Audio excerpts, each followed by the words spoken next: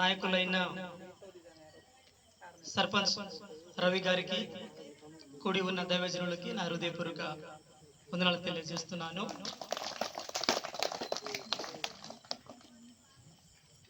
నేను కూడా సాక్ష్యం పంచుకుంటాను, చిన్న సాక్ష్యం పంచుకుంటాను. నాకు చాలా తక్కువ సమయము, ఎందుకంటే టైం అయితే ఉంది కదా, అందరూ భోజనాలు చేయాలి, ఇంటికి వెళ్ళి పండుకోవాలి. ఇసుకించాను, కొన్ని విషయాల్లో చెప్పదలిచింది చెప్పి ముగించేస్తాను.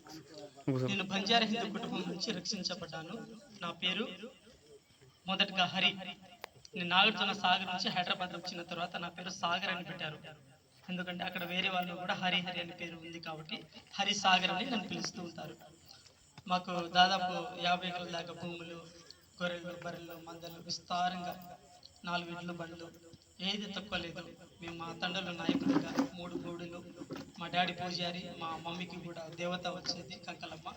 ఇలా మా జీవితం సాగుతూ ఉన్నప్పుడు శిశుశ్యామలంగా ఫలభరితంగా అభివృద్ధిలో సమృద్ధిలో మేము ఉన్న సమయమున ఒక శాపం అనేది, ఇందాక అన్నకు ఇట్లా మంత్రక్రియలు చేసినప్పుడు డిప్రెషన్లో వెళ్ళిపోయి తను మందు కూడా తాగేశాడు. అలాగనే అయోమయంగా ఉన్న సమయంలో తనే అంబులెన్స్కి ఫోన్ చేసి అంబులెన్స్లో తనే ఎక్కి హాస్పిటల్కి వెళ్ళాడు. ఆయన కూడా చావలేదు. ఆ తర్వాత అవి పిల్లలు వేసుకున్నా కూడా చావలేదు.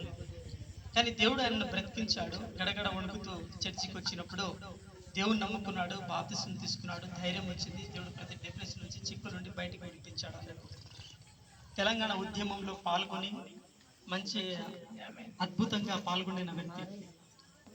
అలాగనే తను మంచి ప్రొఫెసర్ స్థానంలో అన్ని విధాలు, అన్ని రంగాలలో ఆరుతేలిన వ్యక్తి. ఎంపీలను నిలదీసి గడగడ వణికించిన వ్యక్తి. తన గురించి గొప్పది కాదు, కానీ ఉన్న వాస్తవం చెప్తున్నా. అయితే ఇక్కడ ఎమ్మెల్యేలు ఉన్నారు చూడు, వాళ్ళు కూడా వాళ్ళ పెద్దనాన్న వాళ్ళు. అయితే నేను చెప్పదలిచిందంటే, అలాంటి సంపన్న కుటుంబంలో ఉన్న పరిస్థితుల్లో మేము కూడా మంత్రక్రియలు, ఒక శాపం మా కుటుంబంలో ఎంటాడుతూ ఉంది. ఏంటంటే పెళ్ళిళ్ళు అయిపోయిన తర్వాత పిల్లలు పుట్టినాక ఒక 40 సంవత్సరాలు రాగానే, 45 సంవత్సరాలు రాగానే మగ పిల్లలు చనిపోయేవాళ్ళు. అట్లా మా 2 పెద్దనాళ్ళు చనిపోయారు. వాళ్ళ పిల్లలు చిన్నగా ఉన్నప్పుడు. తర్వాత మేము 6 మంది అన్నతమ్ములము. మా 2 అన్నలు చనిపోయారు పెళ్ళిళ్ళు అయిన తర్వాత. వాళ్ళు చిన్న పిల్లలు ఉండిపోయారు. ఒక అక్క చనిపోయారు కూడా. కొంచెం ఒక నిమిషం ముందుకు రండి అయ్యా. పాస్టర్ గారు వచ్చాడు, రండి ముందుకు. ఆ తర్వాత మా అక్క బావ కూడా చనిపోయారు. వాళ్ళ పిల్లలు చిన్నగా ఉన్నప్పుడు. అలాగే మరి ఖమ్మం నుంచి సామ్యాల్ గారు కూడా రండి. ఇలాంటి పరిస్థితుల్లో, తరుణంలో మేము బాగుపడాలి, మంచిగా ఉండాలి. ఒకరి తర్వాత ఒకరు చనిపోతా ఉన్నారు. మమ్మల్ని ఈ మరణ హోమం నుండి, ఈ తాండ నుండి ఎవరు విడిపిస్తారు, ఈ చిక్కుల నుండి, సమస్యల నుండి అని మా డాడీ ఎకరాల భూములు అమ్మాడు. భయంకరమైన మంత్రగాళ్ళను తీసుకొచ్చి, ఘోరాలను కూడా తీసుకొచ్చి అర్ధరాత్రి ఊర్లో అంతా పండుకున్నప్పుడు పూజలు చేయించేవాడు. అలాగనే భయంకరమైన ఇల్లు చుట్టూ బలులు తిరగడము, భయంకరమైన పెద్ద పెద్ద పూజలు చేయించడము, అనేకమైన గుళ్ళకి వెళ్ళడము, బంగారాలు ఇవ్వడము, ఆ వెండి ఇవ్వడము, తోచినంతా సాయశక్తుల కొద్ది ప్రయత్నం చేశాడు. తర్వాత తను కూడా అనారోగ్యం పాలై హాస్పిటల్లో ఉన్నాడు, చావు బతుకులో ఉన్నాడు. నేను కూడా చిన్నప్పుడు మేకలు గొర్రెలు కాసుకుంటూ ఉన్నాను. అలాగా ఆ సమయంలో ఒకసారి నాకు దేవుని గురించి చెప్పాడు. నేను మేకలు కాస్తున్నప్పుడు బైబిల్ దొరికింది, కానీ బైబిల్ అని తెలియదు. బుక్ బాగుందని ఇంట్లో పెట్టుకున్నా. కొన్ని రోజుల తర్వాత ఫోటో దొరికింది, యేసుప్రభు ఫోటో. కానీ యేసుప్రభు అని నాకు తెలియదు. ఫోటో తీసుకొచ్చి ఇంటి మీద పెట్టా. ఇలాగనే సర్పంచ్ మన రవి అన్నలాగా ఒక వ్యక్తి వచ్చాడు, మా ఊరి సర్పంచ్ వచ్చి, మీ యేసుప్రభుని నమ్ముకున్నారా అన్నాడు. తను చెప్పేంత వరకు మాకు యేసుప్రభు ఎవరో తెలియదు. అయ్యో యేసుప్రభుని, అవునా యేసుప్రభువా, ఇందుకు యేసుప్రభు ఎవరు అన్నట్టు ఉండే. ఎందుకు తెలియదు, నాకు చదువు కూడా రాదు. అప్పుడు 6వ తరగతి నుంచి చదువుకున్నాను. మా డాడీ హాస్పిటల్లో ఉన్నాడు. అప్పుడు మా సార్ చెప్పాడు, సార్ నేను స్కూల్కి రాలేను, మా డాడీ చావు బతుకులు ఉన్నారు, మా 2 అన్నలు కూడా చనిపోయారు, అక్క కూడా, బావ కూడా చనిపోయారు, 2 పెద్దనాళ్ళు కూడా చనిపోయారు, ఎందుకో నాకు అర్థం కావట్లేదు. ఇప్పుడు మా డాడీ కూడా చనిపోతే మేము అనాథ అయిపోతామని చెప్పాను. అప్పుడు ఆ సార్ అన్నాడు, దేవుడు జీవం కలిగిన ప్రభు, ఆయన తప్పకుండా బ్రతికిస్తాడు నాన్న అని చెప్పినప్పుడు, ఆ మరణ హోమంలో ఆ చివరి దశలో ఉన్నప్పుడు మా డాడీని, ఆ సార్ని తీసుకెళ్ళి ప్రార్థన చేయించాను. అలాగే నేను పాస్టర్ పాండునాయక్ అనే ఆర్టీసీలో జాబ్ చేస్తున్నాను. మా ఊరు వైపు వచ్చినప్పుడు, అన్న ఇలా ఉంది మా పరిస్థితి అని మన బంజారా భాషలో చెప్పినప్పుడు తన ఇంటికి వచ్చి ఏడిచి ప్రార్థన చేశాడు. ఆయన మా బంధువు కాదు, చుట్టాలు కాదు, ఏం కాదు, రోడ్డు మీద కలిశాడు అంతే. ఇంటికి తీసుకెళ్ళాను, ప్రార్థన చేయించాను. కానీ ఆయన ఏడుస్తూ ఉన్నప్పుడు మేము ఆశ్చర్యపెట్టాం. అప్పుడు ఆ మరణాన్ని కొట్టివేసి దేవుడు మా డాడీని బ్రతికించాడు. ఆ తర్వాత మేము బ్రతకాలి, బాగుండాలని అందరము, మా అన్న వాళ్ళు, వదిన వాళ్ళు అందరూ చదువుకున్నారు, మంచి విద్యలు. అలాగే అందరము దేవుని నమ్ముకున్నాం. ఇక ఈ లోక సంబంధమైన అన్ని విడిచిపెట్టాం. మా మమ్మీకి దేవత వచ్చింది, కొలువులు చెప్పింది, అన్ని తనను వదిలేసి వెళ్ళిపోయింది. అలాగా దేవుని ఎలుగును మేము చూచాము. మాకు 3 గుడులు ఉండేవి, ఏది తక్కువ లేదు, సమృద్ధి ఉండేది. కానీ ఆస్తులు పోయినాయి, మనుషులు పోయారు. కానీ దేవుడు మాత్రం నమ్ముకున్నప్పుడు సజీవుడైన దేవుడు సజీవ లెక్కలో మమ్మల్ని బ్రతికించి కాపాడాడు. 2012లో నేను డిగ్రీలో ఉన్నప్పుడు 2 కిడ్నీలు ముడుచుకుపోయాయి. డాక్టర్లు అన్నారు, ఈ బాబు బతకడు, డయాలసిస్ చేసిన అనవసరం, తీసుకెళ్ళమన్నారు. ఇంటికి తీసుకెళ్ళి పండబెట్టి చుట్టూ చనిపోయిన శవంలాగా ఎలా ఏడుస్తూ ఉంటారో అలా ఏడుస్తూ ఉన్నారు. అప్పుడు నేను కూడా ఏడ్చాను. ఆ పాస్టర్ అన్న వచ్చి ఏడ్చి నా కొరకు ప్రార్థన చేస్తే 2 కిడ్నీలు మెల్లమెల్లగా తెరుచుకొని, తర్వాత నీళ్ళు తాగాను, అన్నం తిన్నాను. తిరిగి స్కానింగ్ తీపిస్తే హాస్పిటల్కి వెళ్ళి 2 కిడ్నీలు బాగున్నాయి. డాక్టర్లు ఏమన్నారు, చనిపోతారన్నారు. కానీ దేవుడు ఏమన్నాడు, నమ్మితే నేను బ్రతికిస్తా అంటాడు. ఆ దేవుడు బ్రతికించాడు. యేసు ప్రభు కూడా సిలువలో రక్తమంతా కాల్చి మరణించి తిరిగి లేచాడు. తిరిగి లేచిన దేవుడు నన్ను తిరిగి కొత్త జీవితాన్ని ఇచ్చాడు. అయితే మనం చెప్పదలిచిన మాట, దేవుడు భూమిని, ఆకాశాన్ని, సూర్య చంద్ర నక్షత్రాలని సమస్తాన్ని దేవుడు సృష్టించాడు. సమస్తాన్ని సృష్టించిన తర్వాత ఈ సృష్టి మీద మనిషిని ఒక కిరీటం లాగా పెట్టాడు. ఆ మనిషిని, మట్టిని తీసుకొని మనిషిని నిర్మించినప్పుడు దేవుడు నిర్మించినప్పుడు ఒక బొమ్మ తయారు చేశాడు మట్టితో. ఆ బొమ్మలో జీవం రావాలి కాబట్టి దేవుడు తన ఆత్మను పెట్టాడు. ఆత్మను ఎప్పుడైతే పెట్టాడో మనిషి చూడడము, గ్రహించడం మొదలు పెట్టాడు. అప్పుడు దేవుడు ఒక వేదిని అనే ఒక తోటలో ఉంచాడు. భార్యాభర్తలు నిర్మించిన తర్వాత, మీరు అన్ని ఫలాలు తినండి, హాయిగా ఉండండి, కానీ ఒక చెట్టు ఫలము తినవద్దన్నారు. వీళ్ళు తిన్నారు. దేవుడు ఏదైతే చేయవద్దని అన్నాడో అదే చేసుకుంటూ మనిషి మెల్లమెల్లగా దేవునికి దూరం అయిపోయాడు. అప్పుడు దేవుడు భూమి మీద చూస్తే ప్రతి నరుడు కేవలం చెడిపోయి ఉన్నాడు. వారి ఆలోచన, హృదయంలో ఉన్న ఆలోచన కేవలం చెడ్డదని దేవుడు చూశాడు. ఆదికాండం 6వ అధ్యాయము 5-6 వచనాల్లో ఉంది. అయితే చెడ్డదని, ఆ చెడునే గొప్పదంట. చూడడానికి మనుషులు చంద్రుల్లాగా తలతర మెలుస్తూ చక్కగా బయట అందంగా మంచిగా కనబడతారు, కానీ లోపట మాత్రం కొళ్ళు, కొతెంతాళ్ళు, అసూయ, ద్వేషము, కలహము, పగ, చెడు తత్వము, శరీర కోరికలు కదా, మొత్తం చెడ్డ ఆలోచనలే, మంచిది ఏమి కూడా కనబడదు. కానీ బయట చూస్తే చాందను సూర్య తెరచూది కావాలి, అప్పుడు మాయ మాత్రము మొత్తం కోడేసి కొనిగా హను అట్లా కనబడతా ఉన్నారు. దేవుడు బాధపడ్డాడంట. అయ్యో, దేవుడు మనిషిని సృష్టించినప్పుడు యథార్థవంతులుగా, కపటం లేని వారిగా సృష్టించాడు. కానీ మనిషి వివిధమైన తంత్రాల చేత రకరకాలమైన శాపాన్ని అంటకట్టుకున్నాడు. ప్రసంగి 7:29లో మనం చూస్తాం. అయితే యథార్థంగా సృష్టించాడు కదా, మనిషి తనకు తోచినట్టు జీవించి పాపాన్ని కోరి తెచ్చుకున్నాడు. మరి ఈ జన్మ పాపము, కర్మ పాపం మనిషిని వశపరుచుకుని ఉంటది. ఏ చెట్టుకు ఆకాయనే కాస్తుంది కదా, జామకాయ చెట్టుకు జామకాయనే. అలాగే పాపనరునికి పాపినే పుడతాడు, కానీ నీతిమంతుడు పుట్టడు. పుట్టుకత నుంచి వచ్చిన పాప గుణం మనలో ఉంటుంది. చిన్న పిల్లలు చిన్న చిన్న తప్పులు చేస్తారు, పెద్దలు పెద్ద తప్పులు చేస్తారు. వయసుకు కొద్దీ, జ్ఞానం పెరిగే కొద్దీ, శరీరం పెరిగే కొద్దీ, అలాగా వాళ్ళు తెలిసి తెలియక తప్పులు చేసి కోరుకున్న కర్మ పాపము, ఈ జన్మ పాపం మనిషిని వశపరుచుకొని ఉంటాయి. ఇరిమియా 2:22లో దేవుడు చెప్తాడు. దేవుడు ఏమని చెప్తాడంటే, ఇదిగో నువ్వు సబ్బు పెట్టి స్నానం చేసుకుంటున్నావు, క్షారము, మంచి కెమికలు, మంచి షాంపూ పెట్టి నువ్వు స్నానం చేసుకుంటున్నావు, కానీ నువ్వు చేసిన పాపపు దోషము నీ హృదయంలో ఆ చెడ్డ గుణం అలాగనే కనబడుతుంది అంటాడు దేవుడు. మరి తిరిగిన పోదు, ఎంతమంది కాళ్ళు మొక్కిన పోదు, ఎక్కడ పోయినా పోదు, ఎన్ని ఆటలు చేసినా, ఏం కోసినా, ఏది చేసినా రక్తంలో ఉన్నది లోపల మరుగు అయి ఉన్నది, అది బయటకు పోతుందా? అసాధ్యం, అది పోదు కదా.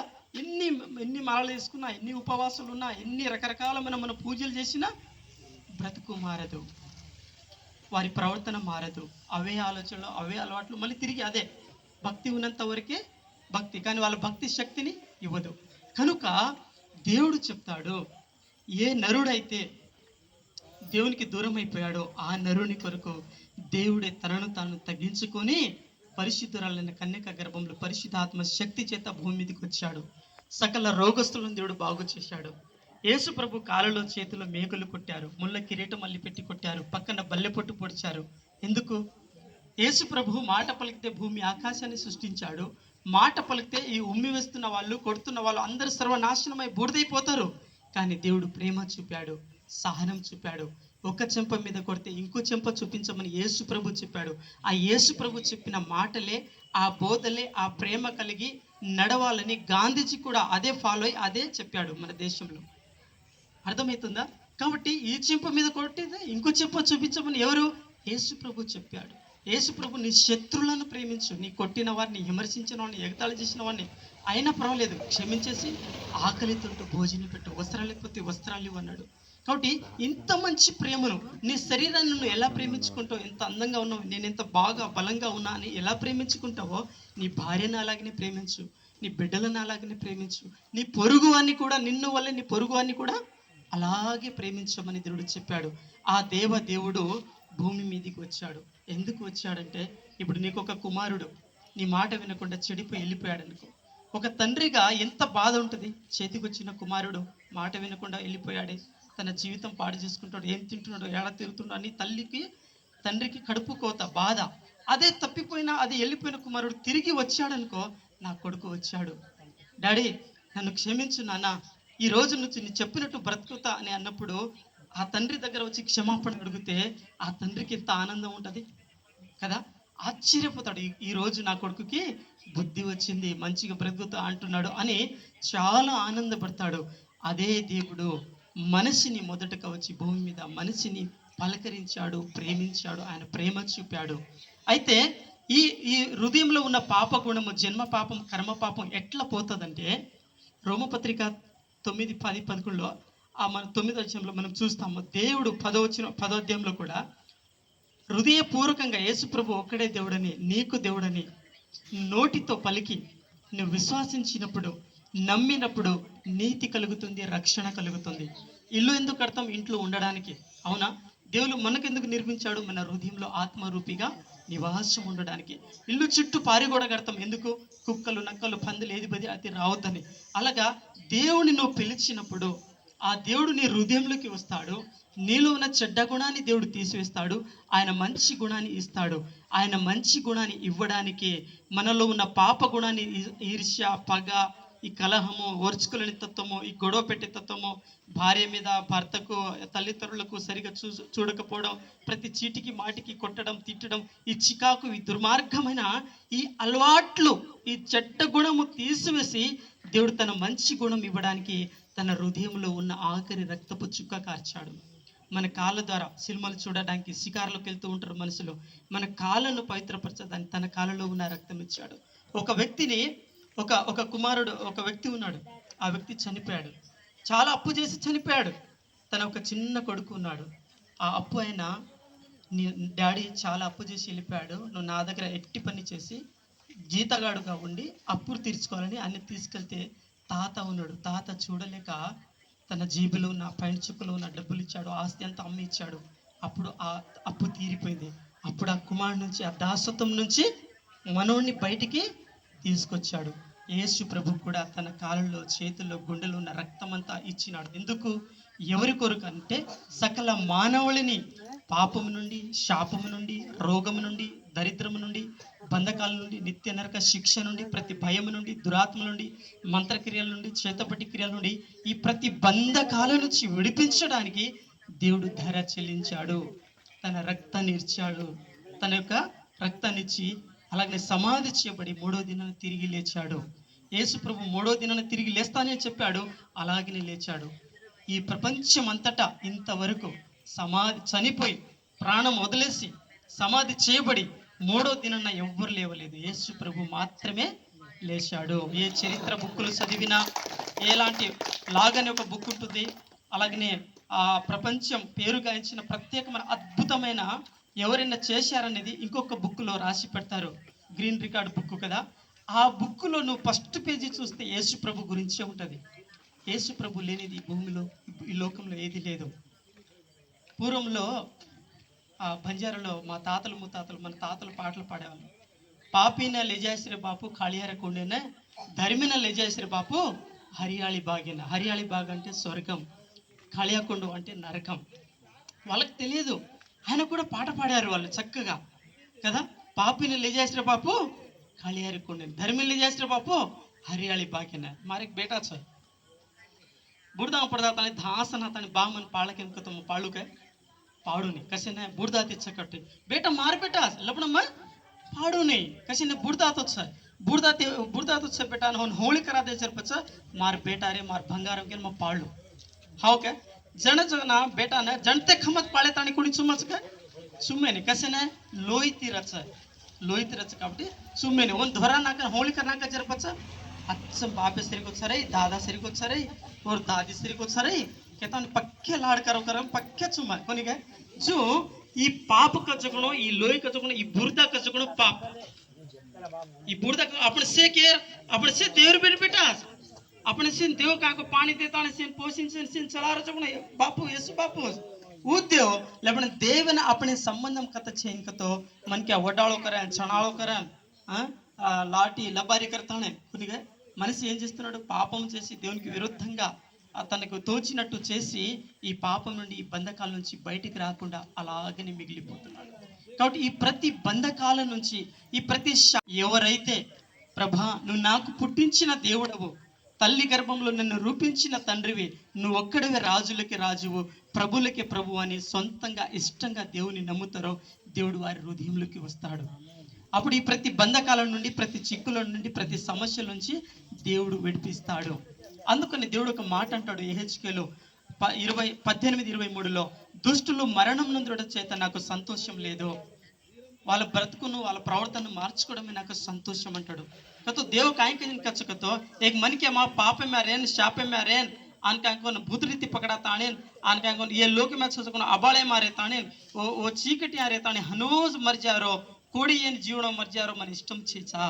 लपण वो मन क्या अंधारीति ओजाळे मावणो और छच कोन पापेन धोर लेवणो और घरे माँ और बारे माँ और कच्चा बच्चा से आशीष पावणो ओसे मत्तम तीविंचा बणु केन कतो वो ओजाळे मावणो उंदर पापेन धोलेवणो के ताने देव केरो छ वो विषय में मैं कुशिप करूचु के ताने देव कच्छ కాబట్టి నిజమైన ఆనందము నిజమైన సంతోషము నీలో నీ కుటుంబంలో రావాలంటే దేవుడు చెప్తున్నాడు నీ బతుకు మార్చుకో నీ ప్రవర్తన మార్చుకో చెడును విడిచిపెట్టు చీకట్ల నుండి వెలుగులోకి రా అని దేవుడు పిలుస్తూ ఉన్నాడు యోహాను సువార్త 1:7లో మనం చూస్తాము అలాగనే 9వ వచనంలో కూడా చూస్తాము ఏమంటాడు మన పాపములు మనం ఒప్పుకునేడలా ఆయన నమ్మదగిన వాడును సహాయకుడును సమస్త దుర్నీతి నుండి సమస్త పాపము నుండి మనకు యేసు రక్తము పవిత్రపరిచి మనకు కొత్త జీవితాన్ని దేవుడు ఇస్తాడు एक मन क्या कन्ना देवड़े ही आवचको एक मन क्या बापू मैं पापिछु मार पापेन मान करना के कना कचको और लार काम करे चुको भूतड़ूती अबाळेती सगळीसी पाप में ती छोड़ा ताने देव ने और लोईती धोताने नव जीवन दच्छ देव अपने ढेंती बकरा काट के कोनी को नारळ फोड़ के कोनी को तू पिसादा के कोनी को काय मांगो कोनी काय मांगो तार दल्य तार कुटुंब में ने तार कच्चा बच्चा ने आरक बतकेती देव जब आशीष थी तो खुशी थी रहे कि देव भारी हिया से थी अपने ने भारी प्रेम की दे जो देव छ वो मोटे देव ने अपन नमला तो वो देव प्रति बंधकाले थी छोड़ाव छ अपन प्याना समय अपन दादा पड़दादा सदु सीखे कोने उन्हें मालूम छे नहीं गावड़ी गोरली चढ़ाते पड़े फाटान धोकते तानी झाड़े बोमे धोकते चले आए कोनी के लपने सदुर विलो मालो जो ना से बड़ी मिल रहे अब अपन से बड़ी मिल रहे जो सासो देव सत्य वालों देव बड़कारी देव मोटो देव अब मालूम है वो जना से सदुर्विलो मालो जना कूसिगरे को मोटो देव जीवने वालों देवर गुरिची मालूम मेरे जना से देवे ने नमले रिच अपने ग्वार भी रास मन के पास्टर लो छ मंची मंची पोजीशन आ छ मसदा गोरली छेली चढ़ाया कहीं और पछ मन एमए इंग्लिश करे ने देव कृपा दिखाळो एमटीएच करे ने देव कृपा दिखाळो सदु पूर्ति करल दो मनी नौकरी आयचो देव छोड़े ताने देवर सेवा माडिग्रे आयो దేవుని నమ్ముకుంటే ఏది కూడా దేవుడు తక్కువ చేయడు నేను కూడా మంచిగా చదువుకున్నాను మంచి విద్యను దేవుడు ఇచ్చాడు ప్రతి విషయంలో తోడే ఉండి నడిపించాడు అయితే మా కుటుంబంలో ఓ భయంకరమైన శాపము మరణ తాండ ఒకరి తర్వాత ఒకరు చనిపోయాల్సిన పరిస్థితి మేమే పూజారులం మేమే నాయకులము మా మమ్మీనే పూజారి మా డాడీనే పూజారి వాళ్ళు ఉపవాసం ఉండి లేస్తే కానీ నాతోని కూడా చిన్నప్పుడు మొత్తం పూజలు చెప్పించేవారు కానీ ఈ లోకంలో ఎవ్వరూ మాకు బ్రతుకునివ్వలేదు బ్రతికించలేదు బ్రతుకును మార్చలేదు యేసు ప్రభు నమ్ముకున్నప్పుడు ఆ చీకటి బంధకాలు రోతను పెంట లాంటిది అన్ని విడిచిపెట్టి దేవుని నమ్ముకున్నప్పుడు ఆ వెలుగు మా పైన ప్రకాశించబడింది మా జీవితం మా కుటుంబము మార్చబడింది అప్పుడు ఆ మరణం అనే హోమాన్ని ఆ యొక్క తాండాన్ని దేవుడు కొట్టివేసి సజీవ లెక్కలు మమ్మల్ని తీసుకొచ్చి సజీవ లెక్కలు దేవుడు ఉంచాడు. అలాగనే ఈ రోజు నన్ను ఏ సమస్యలో ఉండవచ్చు, అప్పుల సమస్యలో ఉండవచ్చు, నీ వ్యాపారంలో నువ్వు లాస్ అయి ఉండవచ్చు, అలాగనే నీ పంట నువ్వు పండకుండా నువ్వు అప్పుల పాలై ఏడుస్తూ బాధపడుతుండవచ్చు, నీ పిల్లలు నీకు మాట వినడం లేదేమో, నీ భార్య నీకు గొడవలు పడతా ఉన్నారేమో, సొంత అన్న తమ్ములను ప్రేమ లేకుండా ఉన్నారేమో, సొంత తల్లిదండ్రులను నువ్వు ప్రేమ లేకుండా ఉన్నావేమో. వీటి అన్నిటికీ కారణము శాపము. శాపం అనేది గాలి అనేది కనబడదు, కానీ గాలి మనకు తాకుతూ ఉంటుంది. శాపం అనేది కూడా ఒక మనిషి పాపం చేసి తప్పు చేస్తే శాపం ఉంటుంది. ఆ శాపము ఇప్పుడు ఒక తొట్టి ఉంటుంది, నీళ్ళ తొట్టి మనం శుభ్రంగా కడిగి నీళ్ళు పోసిన తర్వాత 3వ రోజున చూడు అందులో పాకురు వస్తుంది, కాంచి అవచ్చు. పాకురు ఎక్కడి నుంచి వచ్చింది? అందులో నుంచి కదా. మరి పాలు నువ్వు పచ్చి పాలను నువ్వు వేడి చేసి, పచ్చి పాలు చూసినప్పుడు బాగానే ఉంటుంది, వేడి చేసినప్పుడు మిగడ ఉంటుంది. మిగడ ఎక్కడి నుంచి వచ్చింది? పాల నుంచి. అలాగా పాపం చేస్తే శాపం వస్తుంది, ఆ శాపం వలన రోగం వస్తుంది, ఆ రోగం వలన మరణం వస్తుంది, ఆ మరణం వలన మనిషి నరకానికి వెళ్ళిపోతాడు. మన యాత్రికులం, పరదేశికులము. మన ఇంటి మూల చెట్టు పూలు పూస్తుంది, ఎండకు ఎండిపోతుంది, మళ్ళీ మరుసటి రోజు చూస్తే అక్కడ ఉండదు, గాలితో అది కొట్టుకొని వెళ్ళిపోతుంది. అవునా? అలాగా మన జీవితము పువ్వు లాంటిది, నీటి బుడగ లాంటిది. ఎవరు ఎప్పుడు చస్తారో తెలియదు, ఎవరు చిన్న పెద్ద మరణానికి తేడా లేదు. కాబట్టి ఎప్పుడైతే మనం దేవుని నమ్ముకుంటామో, మన జీవితాన్ని చక్కపరుచుకుంటామో, అప్పుడు నీ కుటుంబము, నీలో ప్రేమ వస్తుంది. ఆ యొక్క చెడ్డ గుణాన్ని దేవుడు తీసేసి తన మంచి గుణం ఇస్తాడు. మంచి గుణం అంటే ప్రేమ, సంతోషం, సమాధానం, దీర్ఘశాంతం, ఓర్చుకోవడం, భరించుకోవడం, సహించడం, ప్రేమ చూపించడము, ఇతరులను ప్రేమించడం. ఈ మంచి గుణాన్ని దేవుడు తన మంచి గుణముతో నింపుతాడు. ఇప్పుడు ఒక చిన్న ఎలుక ఇంట్లో చనిపోయింది, బాగా కంపు కొడతా ఉంది, నువ్వు కడుగుతా ఉన్నావు, తుడుస్తా ఉన్నావు,